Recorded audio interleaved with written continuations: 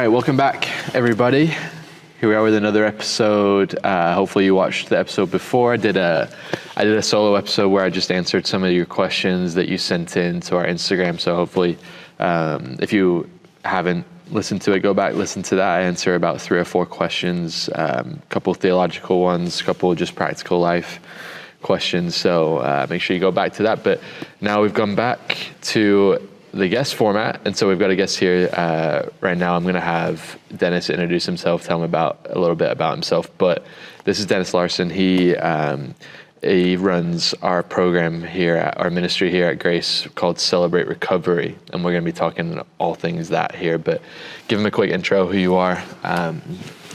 Whatever little spark notes, fun facts you want to give him. Okay, Dennis Larson. My wife and I have been attending Grace here for almost 2 years now. She actually works on staff at facilities. Yep. And it's been a joy. We've loved coming to the church. It's really made a difference for us.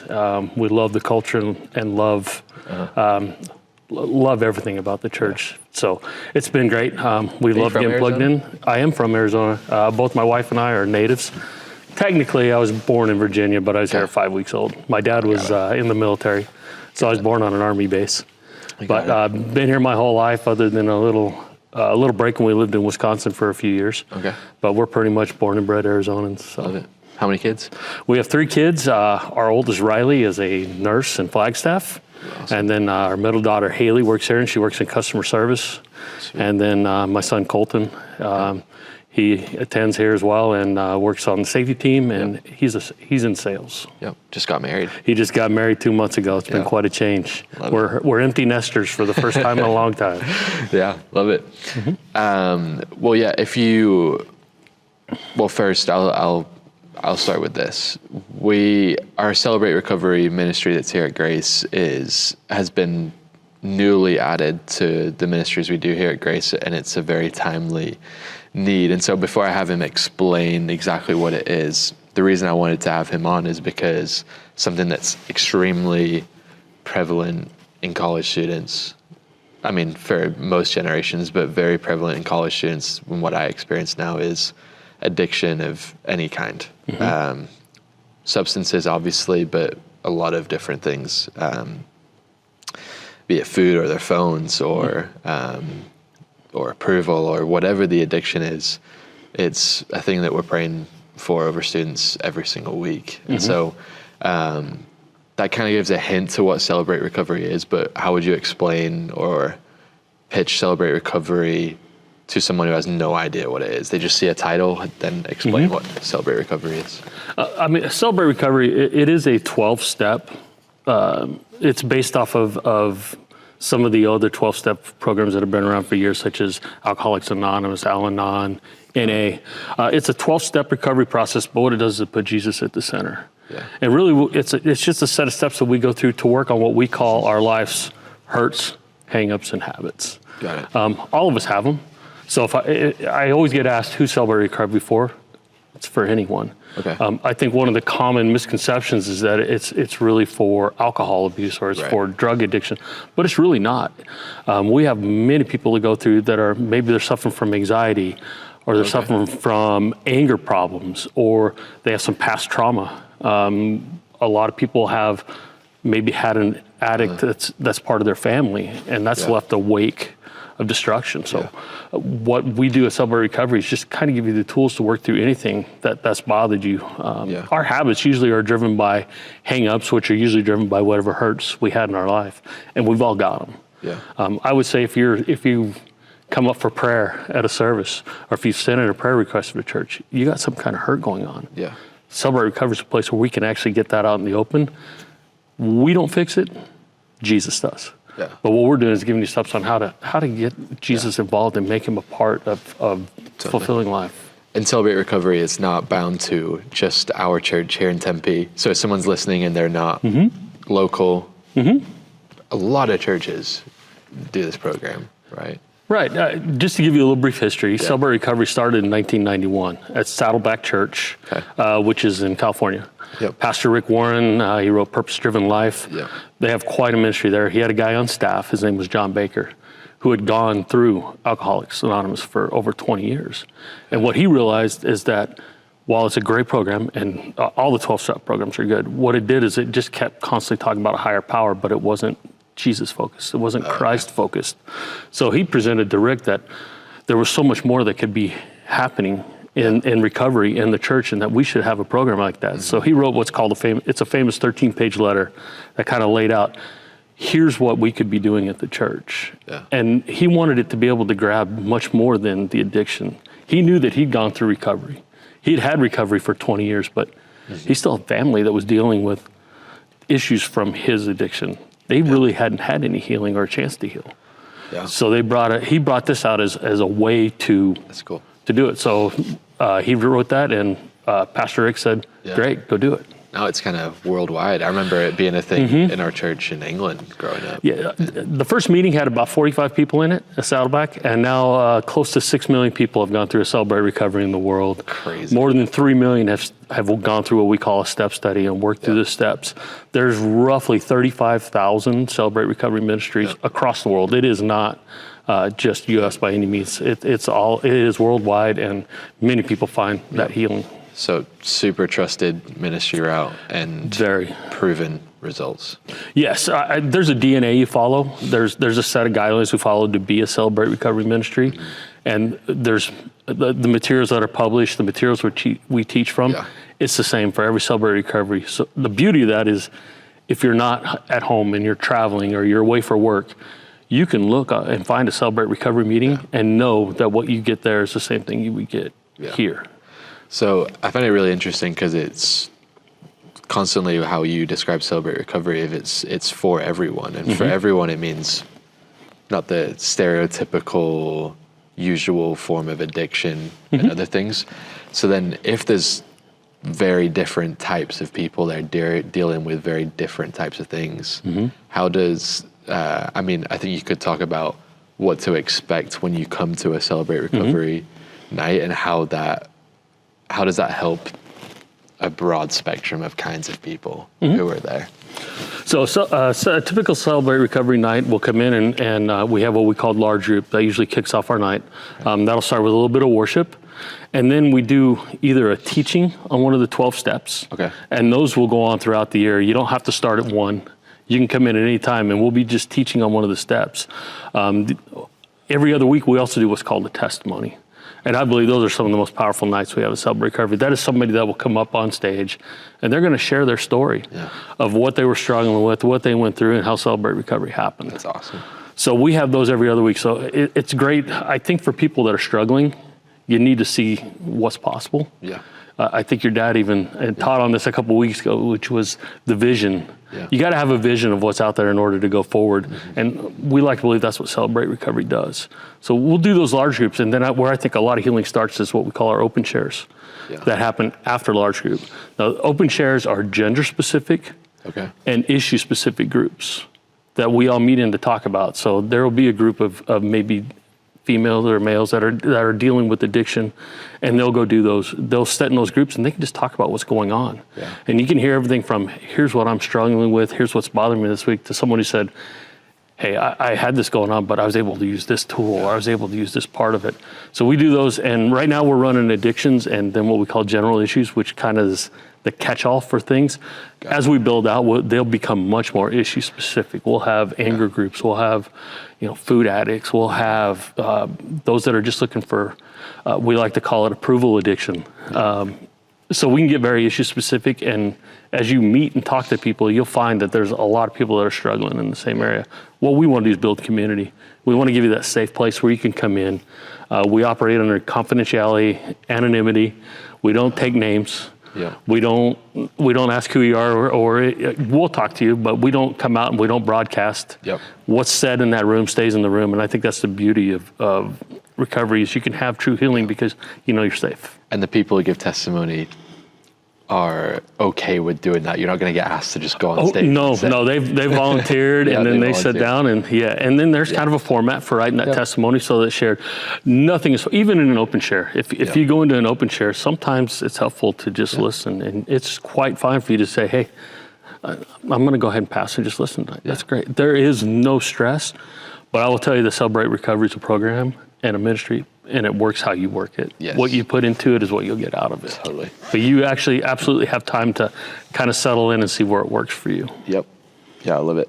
What I'm experiencing, I mean, the very general conversations and moments of prayer that I'll have with college students recently, it's probably not recent, it's probably always been this way, but the most common things in this realm that we talk about is students who are addicted to, it feels like it's either alcohol, forms of nicotine, and pornography. And seems like most of the students I talk to have been dealing with it for a very long time. And it seems like the mindset that a lot of college students have, especially when it comes to nicotine and alcohol versus pornography, is they're like, I'll kind of figure that out after I graduate, you know? So what would you say to those students to say, hey, I mean, it's about what it really is. If you do want to get well, there is ways to do that. I mean, remember when Jesus approached that lame man in the Gospels, and he says, do you want to get well? You could be like, oh, that guy clearly did, but no, did he really? And so Celebrate Recovery is a way for any college students listening, thinking, oh, I do want to get well, but you don't want to do the work. This is a moment where you can show up, and all you have to do is show up. It's free. Yeah, it does. How would you encourage those? Well, I would say the first step to walking recovery is step one is admitting that you're powerless. Yes. We cannot fix it. I will tell you two things usually keep people from going through recovery: pride or shame. Okay. And and pride is usually a result of shame. It's when we finally admit that we're powerless, when we finally admit that we can't control it anymore, and we give it to Jesus. We give it and we get somebody else to help us with that, and we get a team to walk through on it. That's where recovery happens. If I could heal myself, I would have never had to walk in the door. I spent years living in a pride and ego and shame and self-value cycle that would just come out at different times. My hope is that with the strength of the Unified program here is that people that are struggling now is that they start coming to Celebrate Recovery now, because it's going to improve your life. I can't tell you how different my life would have been if I could have found a program like this 20 years ago, 30 years ago, when those problems are still new and we're still learning. Let's come get in a positive environment. Let's get around people who have gone through what you've gone through and have gotten through it, and let them share with you that story of hope. We all go through Celebrate Recovery and come back to Celebrate Recovery because of step 12, which says what we've have been given, we need to give back. People at Celebrate Recovery exist to help those that are just coming in. Everything we do is based on somebody coming in. And your addictions and struggles are not just going to disappear. It's been proven time and time again that until you take action, we can't fix it. If you could fix it yourself, it'd already be done. We know that you have to get it out. We talk about getting what's in the dark out in the light, because that's where Jesus works. Believe me, Jesus already knows your struggle. He already knows what's going on with you. He just needs you to admit it and bring it to him. And what we do at Celebrate Recovery is give you the tools and the resources to do that and do it safely. And a cool analogy that I like to give with this is what first bringing something out of the dark into the light is painful, right? As in, when you first step if you're in a dark house and you step out in the middle of the day and the sunlight hits you, at first it's like, ow, that like hurts. And then, but within time, that thing that hurt at first starts to actually bring about some warmth and comfort.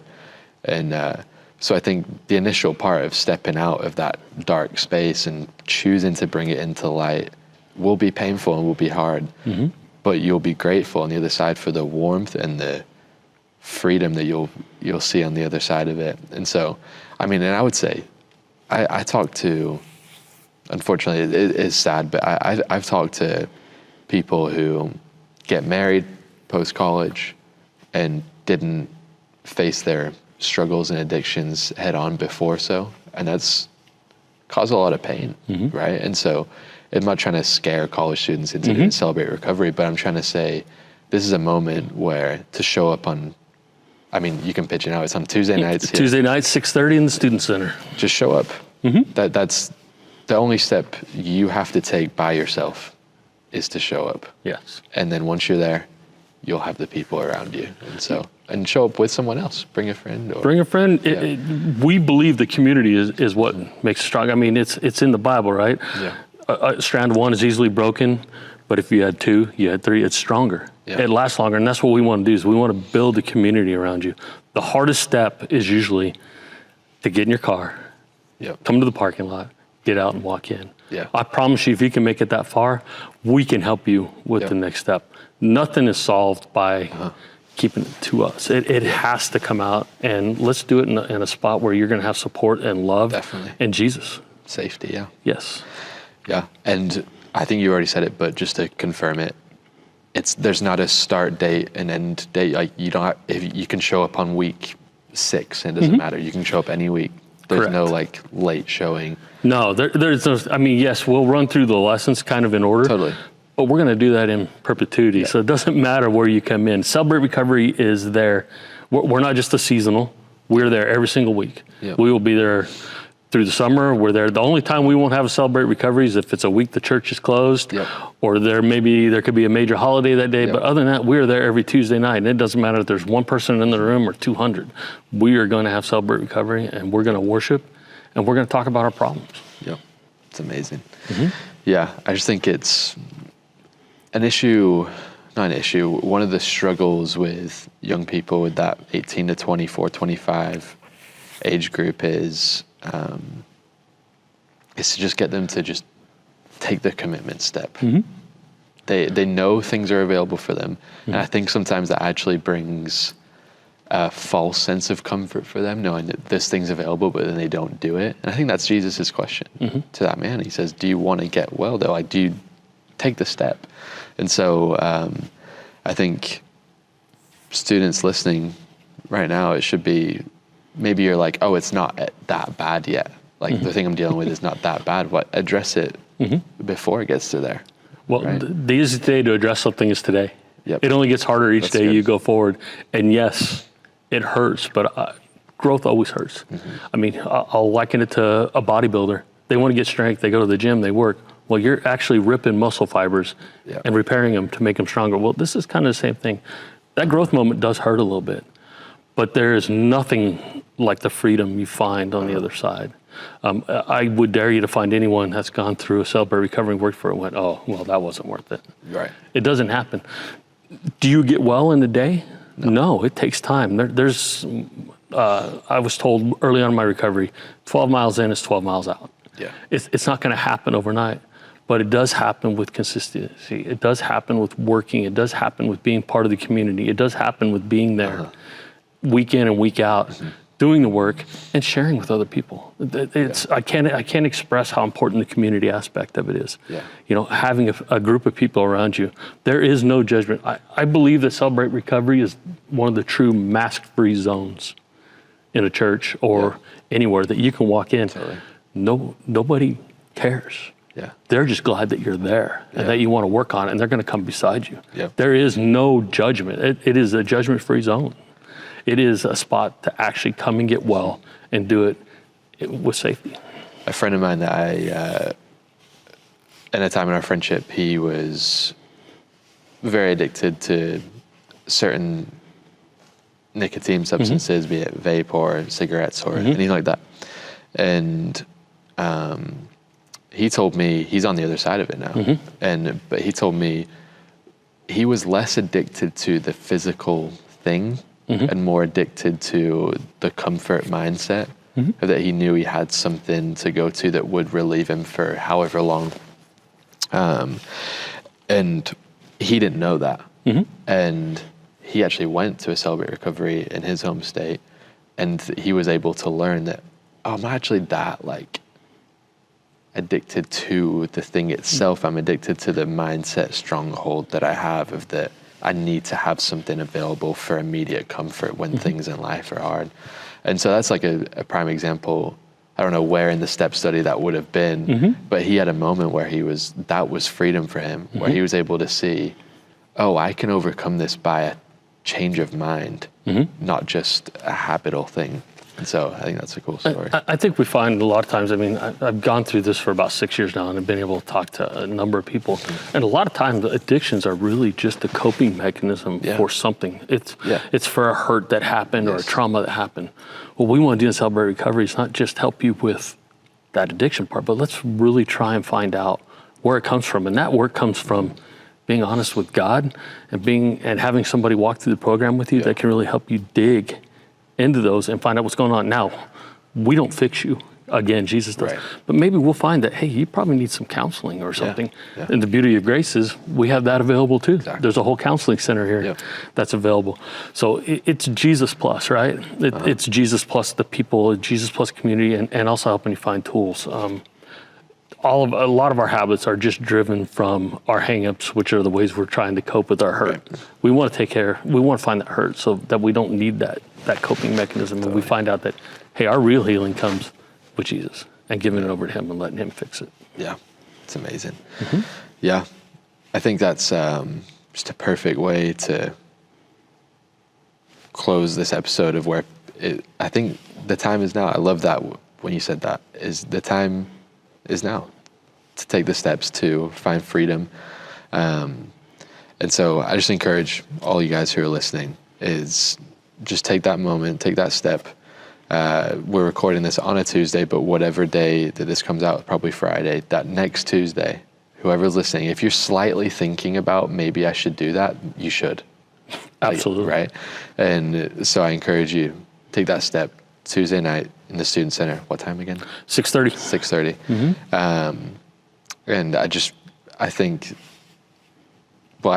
I know there would be no regret in that. And I think this is your first step to some freedom. And the first step is recognizing that you need the help, and that's okay.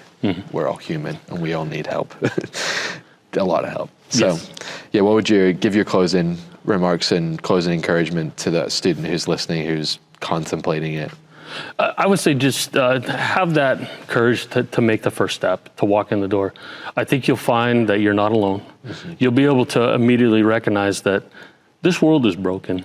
We're all broken. There is nobody in the church that couldn't benefit from coming to a Celebrate Recovery and working on it.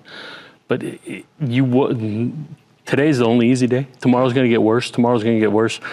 These problems don't usually go away without taking a step and action. It takes action to get to the bottom of it. And just walk in the door and let us have a chance to talk with you. We usually have people out on Sundays at the table at the New Year. I think we have people here on Thursdays. You can go over and get more information from them. But just come to a meeting and talk to somebody. Come and listen to what we have. Come and worship with us.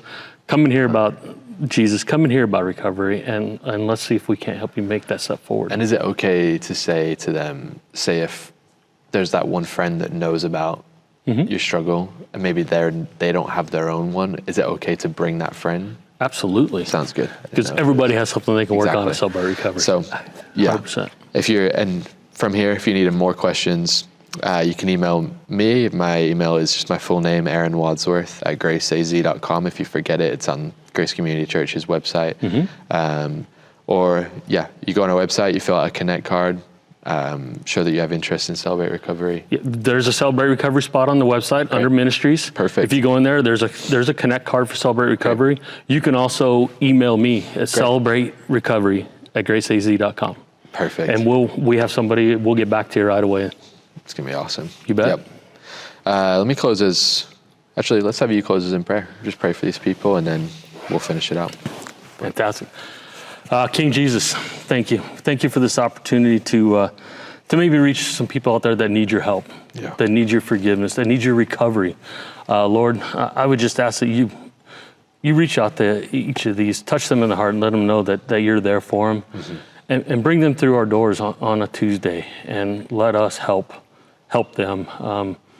We never want to quit before a miracle happens, and there's a miracle out there for all of us if we want to follow in your word, if we take your steps, and if we work in your recovery. Father, I just pray for you to give courage to all those that need it, and help them to step through those doors. And God, bless Aaron and this ministry, bless this church and its leadership, and we just thank you for the opportunity. It's in your name we pray. Amen. Amen. Amen. Thanks again. Hope you have a great day or whatever time that you're listening to this, and we'll see you in the next episode. Thanks, everyone. Bye.